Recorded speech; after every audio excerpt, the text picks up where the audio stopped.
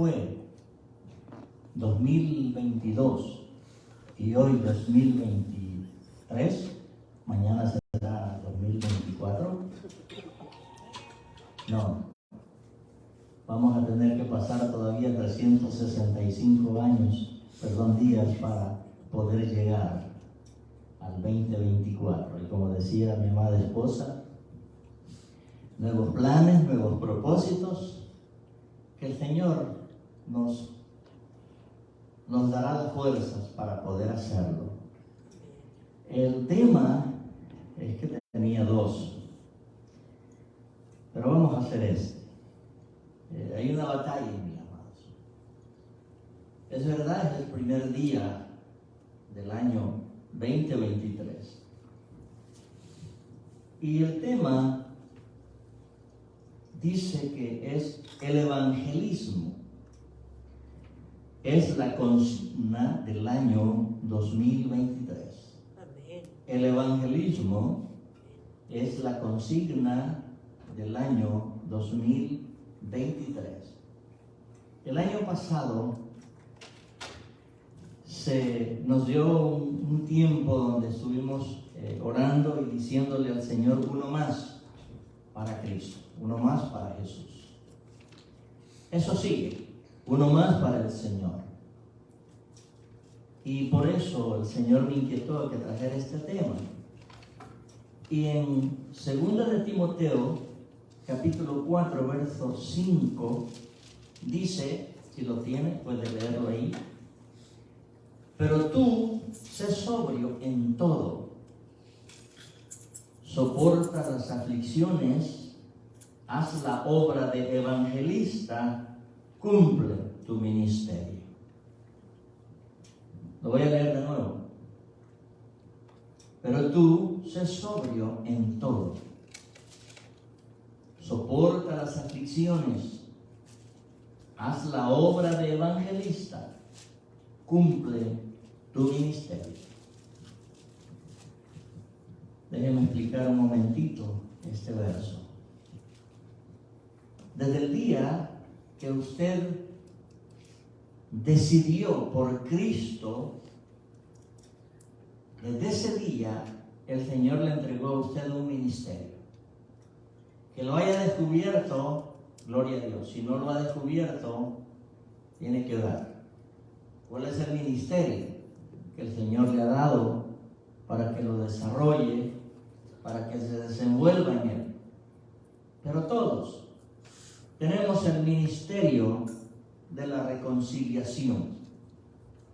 Esto es que voy a usarlo como ejemplo. El 9 de mayo de 1980, este servidor visitó por primera vez una iglesia evangélica cristiana. Pertenecía a la popular, pertenecía a una religión.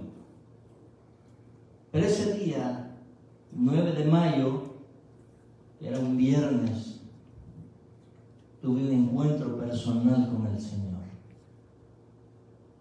Y desde ese día hasta hoy, Él nunca me ha fallado. Yo he fallado, Él nunca me ha fallado. Y el apóstol Pablo le escribe a Timoteo para recordarle que sea sobrio. En otras palabras, que sea cuerdo, que esté en sus 5 sentidos bien ubicado para poder desarrollarse en el ministerio que el Señor le había dado. Luego le dice: soporta las aflicciones. Las aflicciones van a venir. El hecho de que nos hayamos convertido al cristianismo o hayamos aceptado a Jesús como nuestro Señor y Salvador, no elimina que vengan las pruebas. Lo prediqué hace un tiempo atrás. Cuando usted está mejor ubicado con el Señor, entonces viene la prueba. Porque lo que Dios quiere es hacerlo pasar para sacarlo en victoria y poder Él tener en cada uno de nosotros esa brillantez que necesitamos tener después que hayamos pasado la prueba. El apóstol Santiago dice: bienaventurado todo aquel que soporta la tentación, porque después que ha pasado la tentación, dice, recibirá la corona de vida. El apóstol Pablo nos dice también que estemos firmes por las acechanzas del enemigo, pero habiendo acabado todo, o sea, al haber pasado la prueba, estar, dice, firmes, no tan valientes, firmes. Por eso él le dice a Timoteo que aunque esté pasando dificultades, porque no fue fácil al inicio de la iglesia, hombres, mujeres que fueron echados a los anfiteatros, a los leones, a las fieras, porque les pedían que renunciaran a Jesús. De lo contrario, iban a ser quemados, aserrados, muertos a filo de espada. Con todo y eso, dentro de todas esas aflicciones, ellos recibían la muerte con gozo. Y el apóstol le dice: haz la obra de evangelista. Cada uno de nosotros es responsable no solo de la vida propia, sino de los que nos rodean, alcanzarlos y darles la oportunidad que conozcan a ese Salvador que nosotros tenemos. Es maravilloso los testimonios, gloria a Dios por ello, porque eso nos alienta y nos da fuerza a seguir avanzando, porque sabemos en quién hemos creído. Un Dios que hace milagros. Y de nuevo el apóstol le dice: cumple tu ministerio. Yo no sé cuál es el ministerio que el Señor le ha entregado o le va a dar a usted, pero el que sea, es necesario que lo desarrollemos, porque al hacerlo nos va a llevar, y es el primer punto, a que prediquemos el Evangelio. El Evangelio es una palabra grandiosa, maravillosa. Habla de obedecer a lo que Jesús nos ha encomendado. Y todos sabemos la gran comisión. Jesús se lo dijo a sus discípulos. Mateo 28, verso 18 en adelante.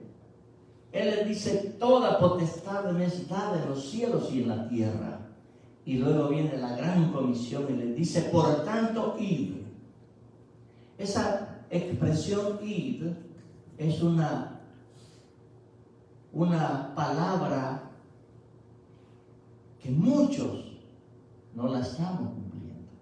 Es un imperativo. No está pidiendo si quiere o no. Dice id. Y hacer discípulos a todas las naciones. Es decir, donde estés tú, esa es la nación que te ha tocado. Muchas veces es el mismo hogar. Tienes familia, tienes padres, tienes hijos, tienes hermanos, primos, tíos. Esa es la nación que Dios te ha dado para que ahí comience tu ministerio. Y yo lo digo para la gloria de Dios. Ese día 9 de mayo de 1980, cuando yo regresé de esa reunión maravillosa que Dios me permitió, regresé a mi hogar, a la casa de mi madre. Y cuando yo le dije a ella: mamá, acepté a Jesús como mi Señor y Salvador. Eso lo digo porque posiblemente van a haber experiencias también similares a las que me pasó a mí. Mi mamá me dijo, traicionaste mi religión, te tienes que ir de la casa. Y me botó. Me fui de la casa. Tenía dos opciones nada más. O renunciar a lo que había aceptado y quedarme en casa, o salir de casa y quedarme con lo que había aceptado. Y mi opción fue la número 2. Me quedé con Cristo. Pasaron algunos años y recuerdo que a mi madre le regalé una Biblia. Le mandé a regalar porque no me quería ni ver, porque para ella pues era yo su enemigo, porque había traicionado su religión. Y le dije, lea el libro de los Salmos. Y cuando llegó al Salmo 115 me mandó a llamar. Yo no dejé de orar por ella. Y recuerdo que cuando llegué a la casa, me dice, explícame este salmo. Y ahí dice, no a nosotros, oh Jehová, no a nosotros, sino a tu nombre la gloria. ¿Por qué han de decir las naciones, dónde está ahora su Dios? El Dios de ellos es plata y oro, obra de manos de hombres. Tienen boca, mas no hablan. Tienen ojos, mas no ven. Tienen narices, mas no huelen. Manos tienen, mas no palpan. Pies tienen, mas no caminan.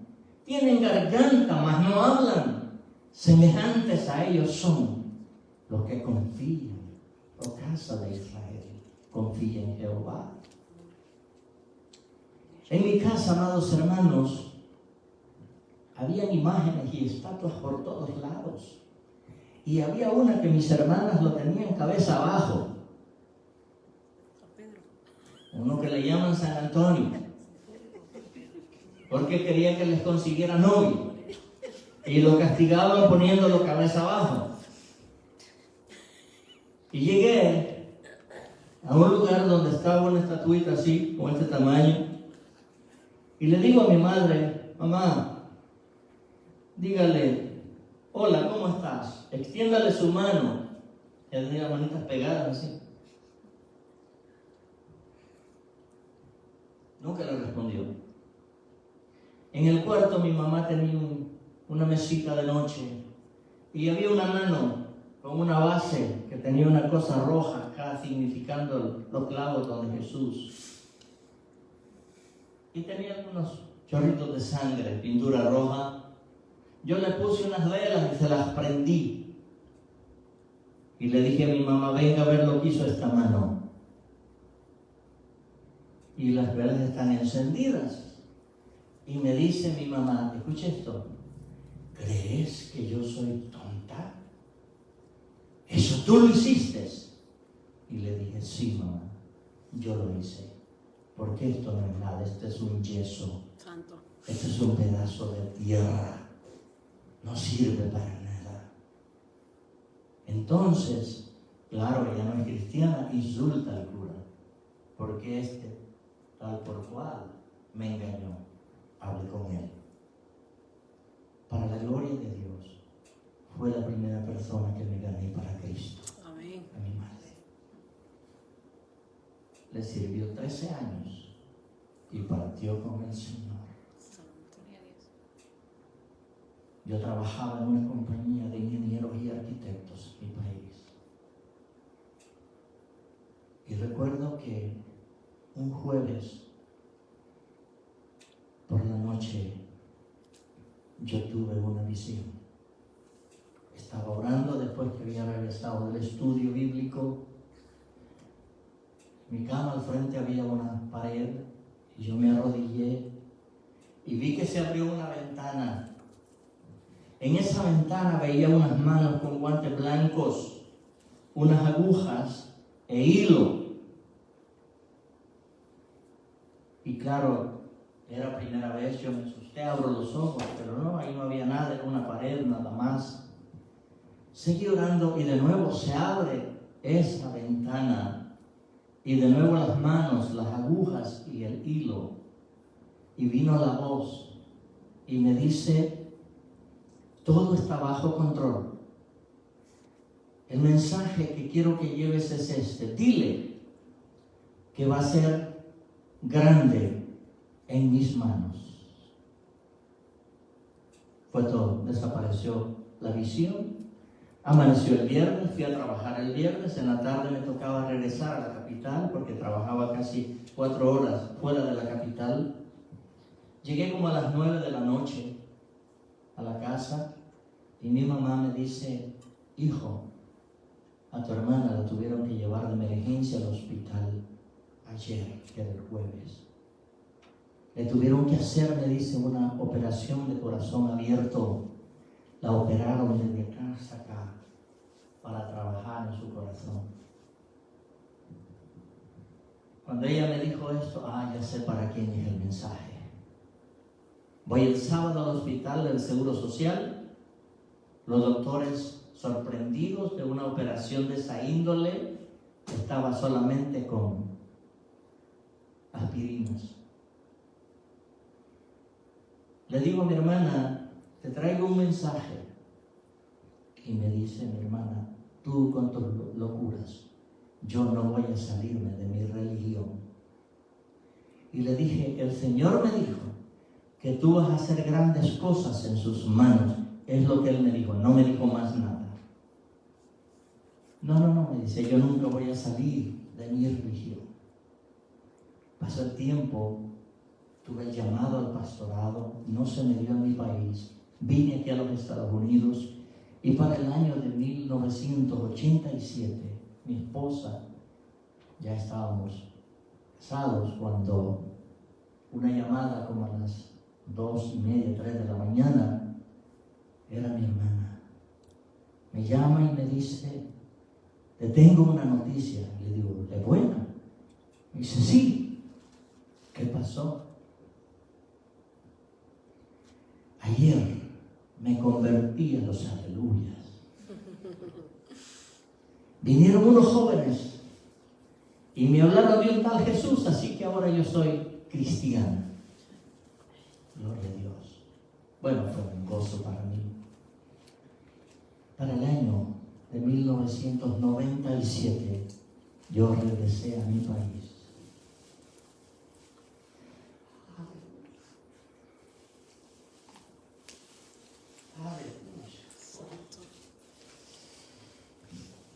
Como le dijo el apóstol, aunque estés pasando por tribulación, cumple tu ministerio. Recuerdo que me llaman, estábamos en la Universidad Teológica con mi esposa estudiando. Mi madre estaba grave, quería verme la última vez. Saqué el permiso en la universidad, mi esposa me fue a dejar al aeropuerto, al Kennedy. Cuando salí de ese aeropuerto, eran quizás 3, 4 de la tarde, cuando estábamos cruzando sobre Guatemala, y tuvo que hacer un aterrizaje de emergencia el avión porque se quemó un motor. Cuando aterrizó, una de las ruedas de atrás del avión iba fuera de la pista. Yo le cuento esto para la gloria de Dios, porque nos guardó. Ninguno falleció, pero fue terrible. Bien, estuvimos ahí en el aeropuerto de Guatemala hasta como a las 3:30 de la mañana del siguiente día. Nos subieron a un avión, nos llevaron al aeropuerto internacional de El Salvador. Llegué sin ningún paquete, todos quedaron en Guatemala. Mis familiares que vinieron a esperarme dijeron, este es un mentiroso, no vino. No sabían lo que estaba pasando. Mi esposa aquí en los Estados Unidos, llamando a todos lados porque no sabían nada del avión. Llegamos a El Salvador Lo sorprendí quizás 7, 8 de la mañana, llegué a la casa de mi hermana. Mi mamá pues contentísima porque pues me vio por última vez. Eso fue un día sábado. El domingo nos fuimos a la iglesia donde yo me congregué y comencé a servirle al Señor. Y para el lunes nos llaman que los paquetes estaban en el aeropuerto. Mi familia contenta, nos subimos a un vehículo, mi sobrino Herbert, que ahora es pastor para la gloria de Dios, y 6 miembros más de mi familia íbamos para el aeropuerto. En el aeropuerto, antes de llegar había un accidente. Un carro había chocado, había volcado y estaba una señora debajo de ese carro prensada. No estaba muerta, estaba viva. Le digo a mi sobrino, detente, vamos a ayudar a esta familia. Cuando íbamos a rescatar a esta señora, la idea era levantar el carro entre todos los que íbamos y sacarla. Un hombre borracho se salió de la carretera y nos arrolló a 4 de mi familia, incluyéndome a mí.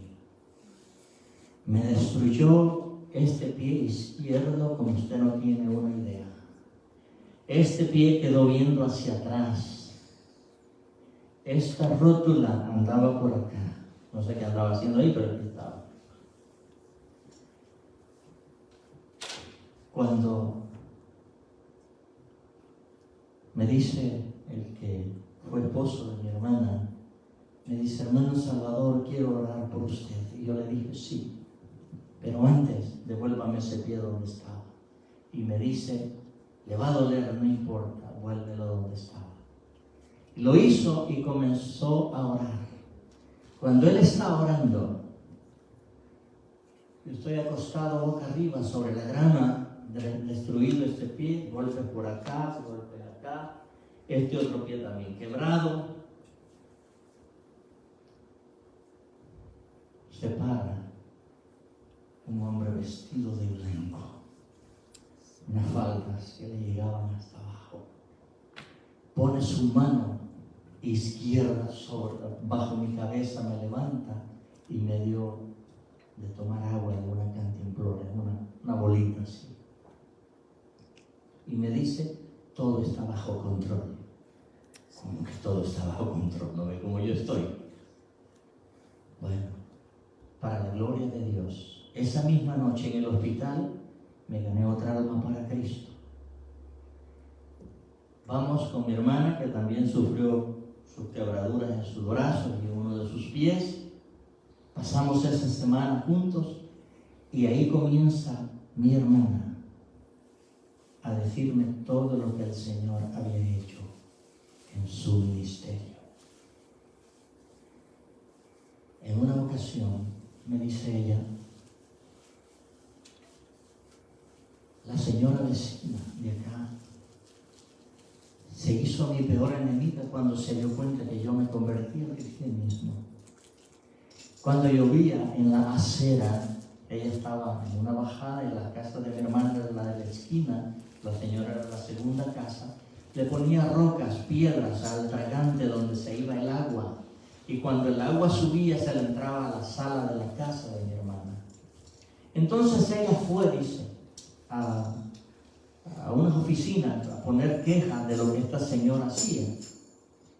Al final, por estar evangelizando a los que se encontró ahí, se le olvidó dar la queja y se fue de regreso a su casa. Cuando va llegando, antes de como una cuadra, ve que hay un bullicio, hay gente caminando, dice ella, hay ambulancias y carros de los bomberos, y dice, ¿qué pasó? Se me quemó mi casa.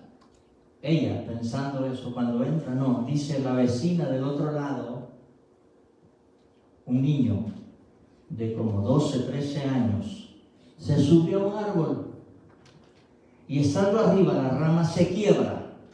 Este niño cae de cabezas y se desnucó, se rompió, muerto. O sea, los paramédicos que llegaron lo decretaron muerto en el lugar donde estaba. No tenían por qué llevarlo al hospital. Cuando mi hermana me dice que se va al cuarto, oye la voz que le dice el Señor: ve y resucítalo. Yo, Señor, sí, ve y resucítalo.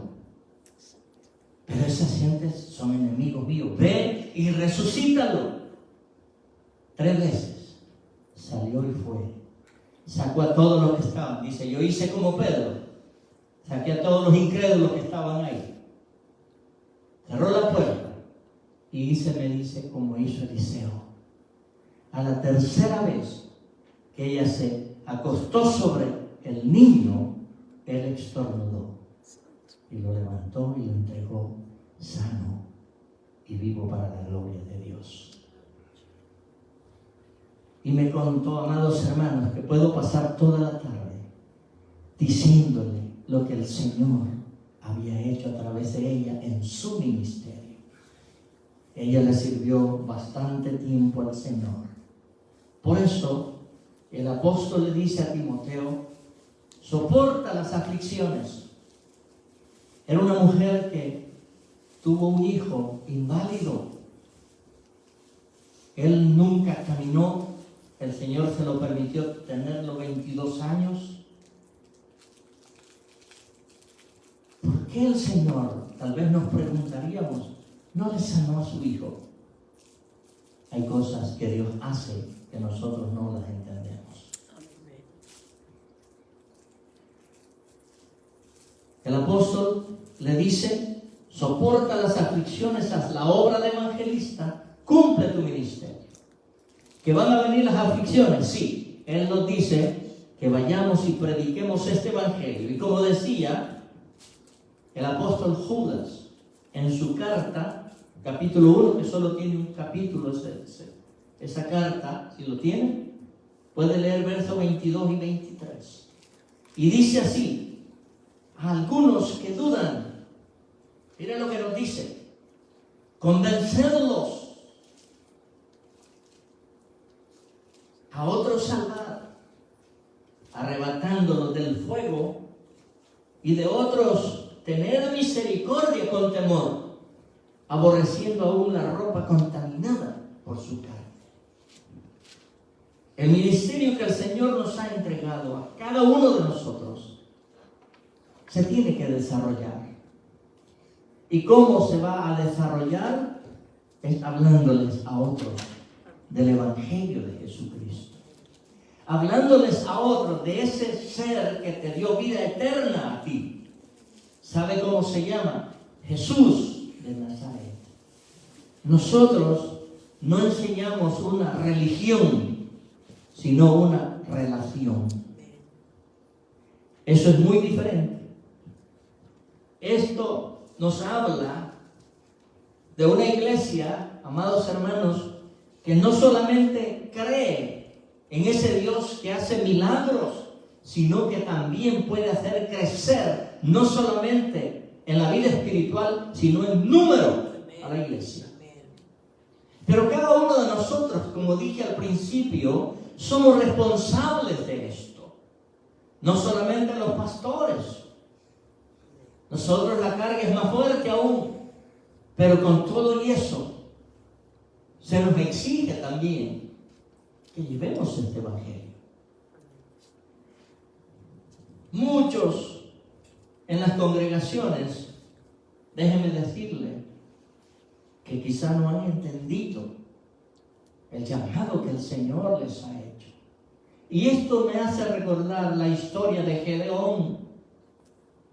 Gedeón, allá en el libro de los Jueces, el pueblo de Israel estaba siendo humillado, saqueado, y no había nadie que se pusiera al frente. Y el Señor un día visitó a Gedeón y le dijo: Gedeón, tienes que librar a tu pueblo Israel de los amalecitas. Dice: yo soy el más pequeño de la familia. de los que somos lo más profundo de la tribu de Benjamín. El Señor dice, tú tienes que librarlo. Amados hermanos, él aceptó ese reto y fue al pueblo y se consiguió 32,000. ¡Wow! 32,000 hombres que sacaban espada, dice la Biblia. Y vino delante del Señor Gedeón y le dice, Señor, ya tengo el ejército que me pediste que levantara para ir a la batalla contra estos enemigos de Israel. Y Dios se le queda viendo y le dice, ¿cuántos dices que hay? 32,000, le dice él. Y Dios le dice, ahí yo no veo 32,000. No, ¿quieres que lo cuente de nuevo? No. Hazles una pregunta, le dijo. Hazles una pregunta. Y es la misma que nos hace hoy el Señor. ¿Tu corazón está en este ministerio? ¿Tu corazón está en la batalla? ¿Sabe lo que pasó con el pueblo de Israel? Cuando Gedeón le dijo, ¿cuántos están listos para ir a la batalla contra los amalecitas? ¿Sabe cuántos dieron la vuelta? 22,000. Esos 22,000 solamente eran espectadores. No sabían lo que estaba pasando. Gedeón, yo creo que se puso la mano en la cabeza y dice, Señor, me quedaron 10,000. Con estos 10,000, algún enredo de hacer, pero se presenta ante el Señor. Señor, aquí yo hice la pregunta y se fueron 22,000. Así que me quedaron 10,000. ¿Qué hacemos? No, le dijo el Señor. Son muchos todavía. ¿Cómo? Sí, son muchos. Le dice, pruébalos. Llévalos al río. Que vayan allá. Y obsérvalos cómo beben el agua. Si ves tú que aquellos que se tiran ahí, como que no tienen enemigos, mándalos para su casa. Mira, hermano, yo cuando leo esta escritura y veo ese cuadro tan deprimente, ¿sabe cuántos le quedaron? 300 de 32,000. 300 hombres. Dios salva, no con la muchedumbre. Dios salva con el que está dispuesto a entregarse a Él. Y denle un aplauso al Señor. Si tú te entregas a Él, Él te va a usar de una manera poderosísima que nunca te lo habías imaginado. Y este año Él te quiere usar. Pero tienes que rendirte a Él. Y como decíamos, y decía la hermana, que Él nos ha sido fiel, yo también tengo que serle fiel en todo. Y luego, amados hermanos, cuando usted va y lleva este evangelio, lo que hace es que el reino de Dios crezca, se ensanche, como decía la hermana, se ensanche el territorio.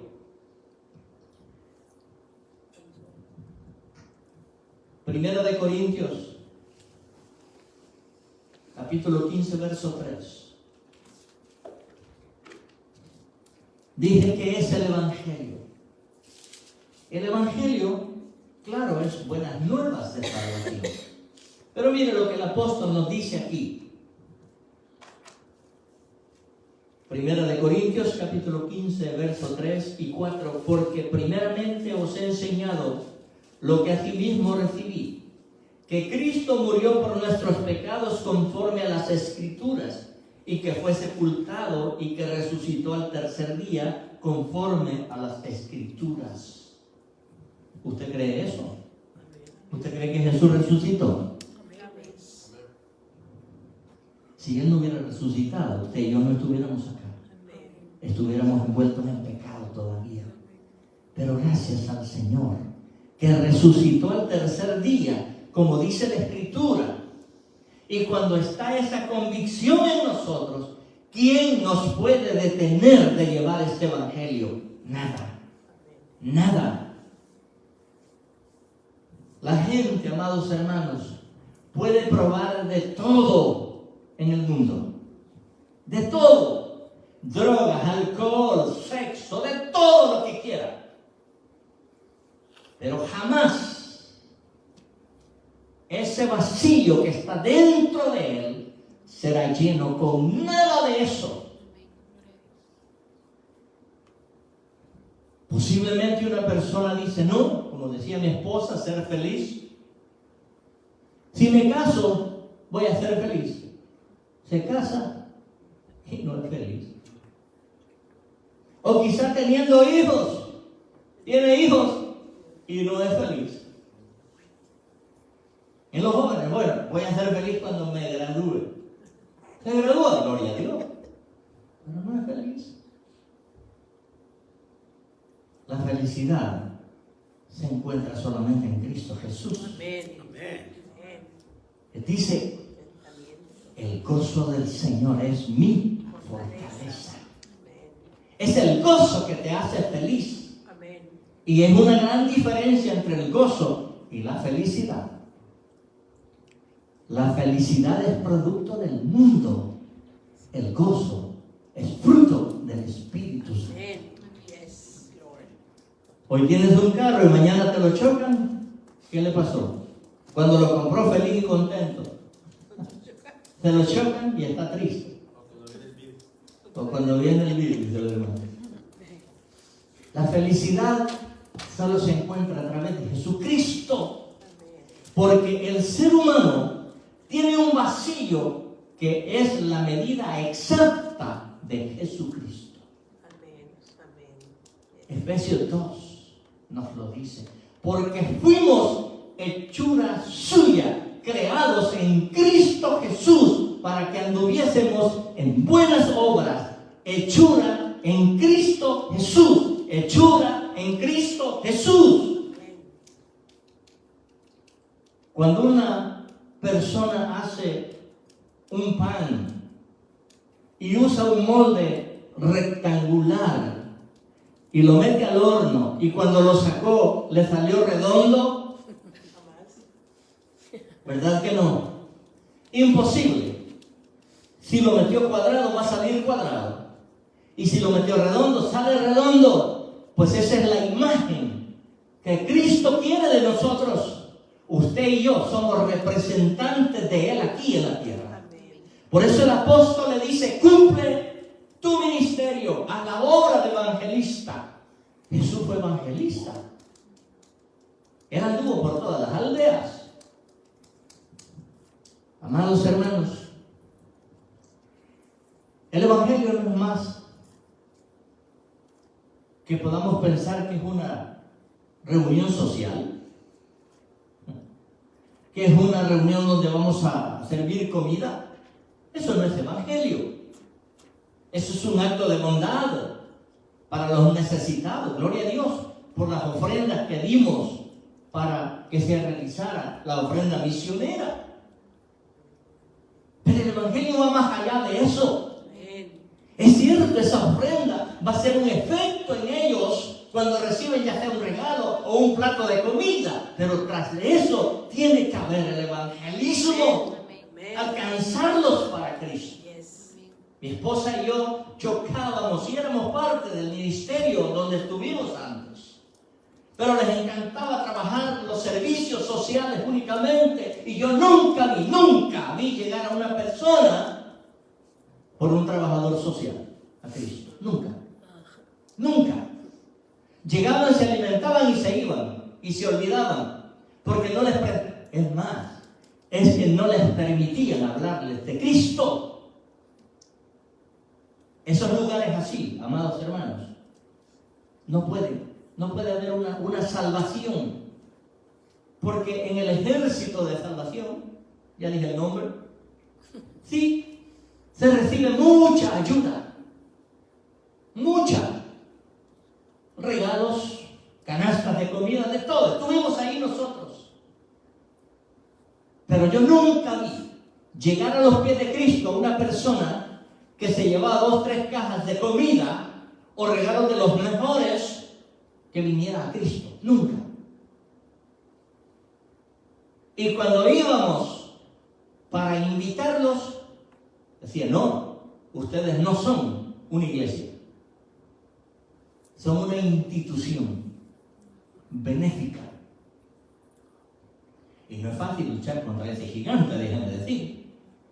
Solamente la misericordia de Dios y el Espíritu Santo en nosotros fue que tuvimos una congregación de más de 500 personas. Y lo digo para la gloria de Dios. Porque a nosotros no nos interesó el trabajo social, nos interesó las almas de esos perdidos que iban solamente tras los peces y los panes, pero no por su vida espiritual. Y Dios nos permitió trabajar en ese lugar y darle, como dice aquí, la oportunidad de que conocieran al Cristo que nosotros le servimos. Y de esos, déjeme decirle, lo digo y Dios lo sabe, que es para la gloria de Él. Muchos pastores están trabajando para la viña del Señor. Porque nos dedicamos, mi esposa y yo, a ser líderes, a que se desarrollen, a que entiendan que el ministerio que el Dios les entrega lo tienen que desarrollar. Y lo otro es el punto número 2, interceder por los pecadores. ¿Usted quiere la victoria? Hay que hacer un sacrificio antes.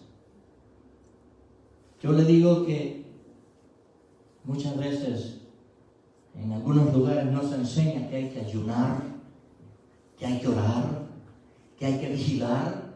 Todo eso es bíblico. Tenemos que hacerlo. Si tenemos los ejemplos en hombres que están plasmados en las páginas del Antiguo Testamento, por usar uno como ejemplo, Daniel. La Biblia dice que oraba 3 veces diario. Hubo un tiempo que se abstuvo de alimentos, de los manjares preparados para un rey. Piense por un momento, esos postres, esas comidas, no eran para cualquier persona, pero yo hago mejor la comida, para la gloria de Dios.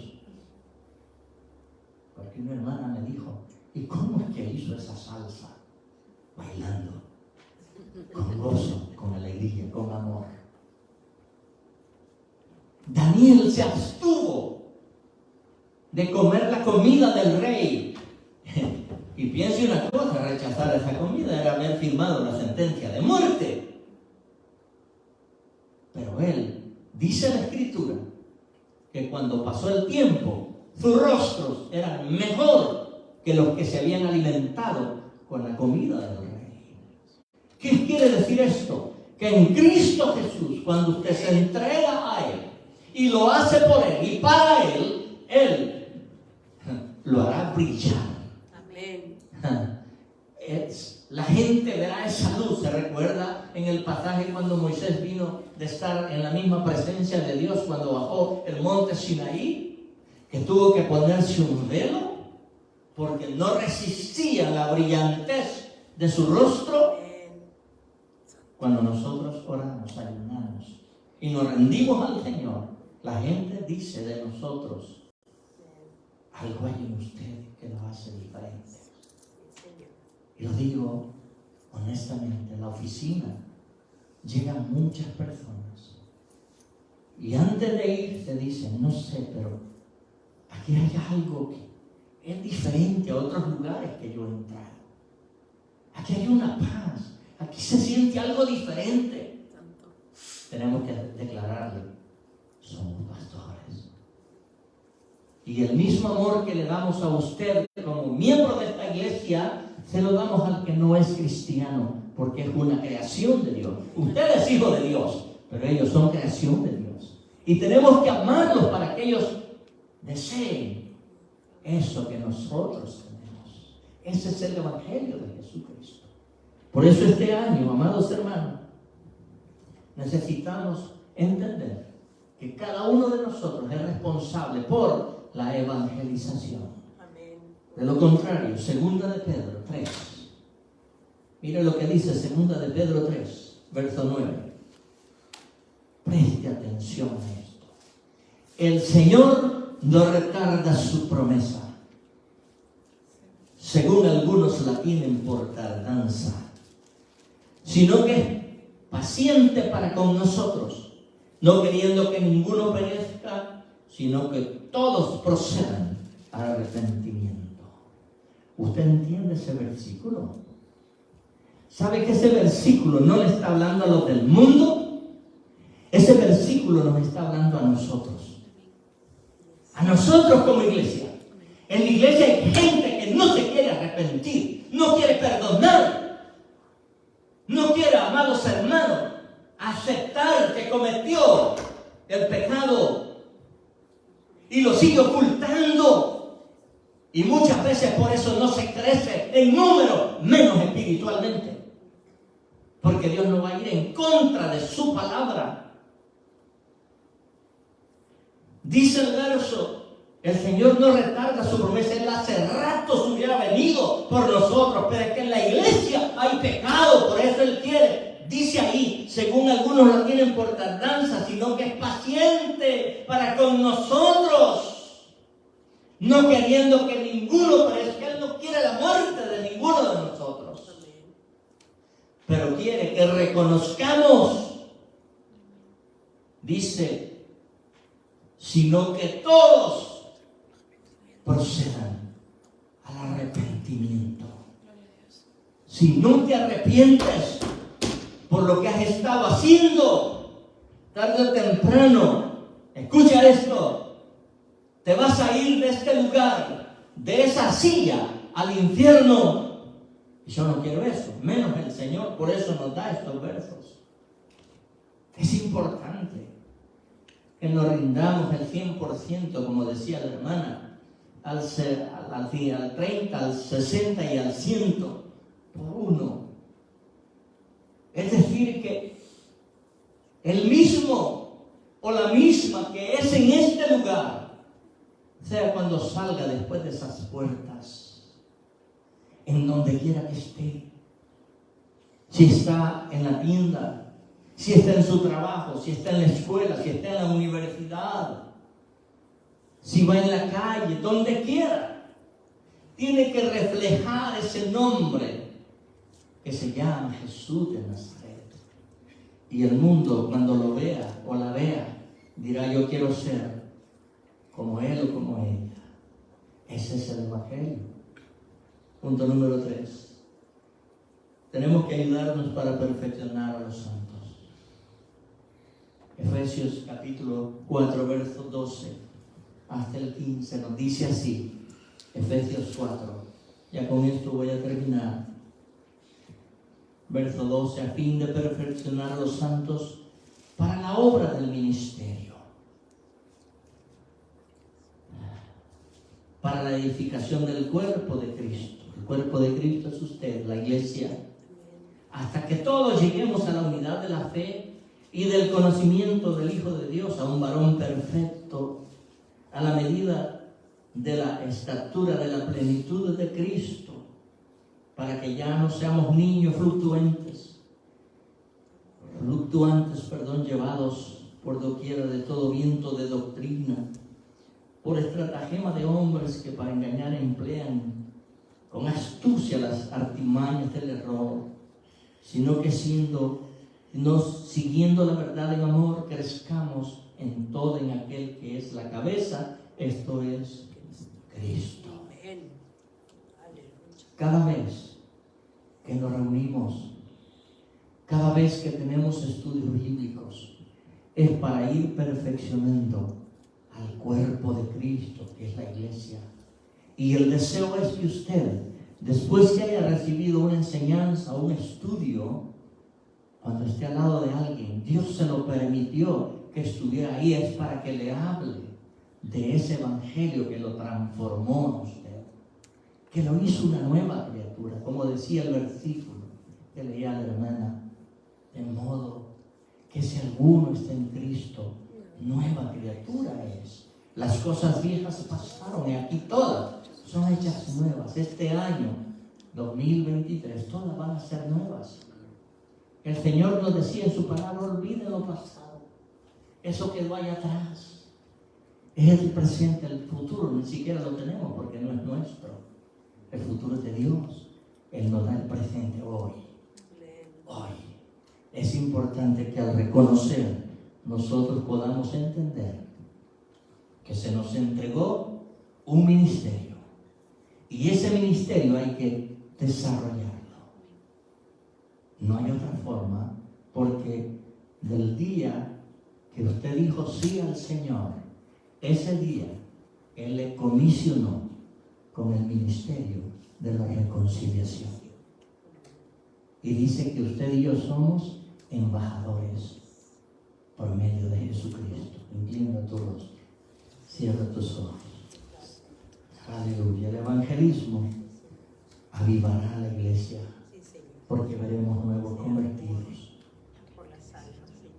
El evangelismo unirá a los creyentes, nos unirá a ser uno. El evangelismo que quiere que usted y yo tengamos el llamamiento y el compromiso para estar en obediencia a nuestro Dios. Padre, gracias por tu palabra. Pues dada a tu pueblo, Señor, como dijiste que lo hiciera. Padre, en el nombre de Jesús, cada palabra, Señor, que salió a través de mis labios, que sea su Espíritu Santo, llevándola y dando el entendimiento requerido de cada una de ellas, Señor. Tú amas a tu iglesia, tú nos amas, Señor, y por ello, Padre, nos hablas que necesitamos verdaderamente rendirnos a ti, Señor. Aquí hay un grupo de tus hijos, Señor, que en esta tarde están delante de ti, Señor. Como eres tú el que conoce cada intención de cada corazón, Señor, yo los pongo en tus manos, los ato a tu cuerpo, Señor, y los cubro con el manto de salvación, en el nombre de Jesús. Amén, Señor.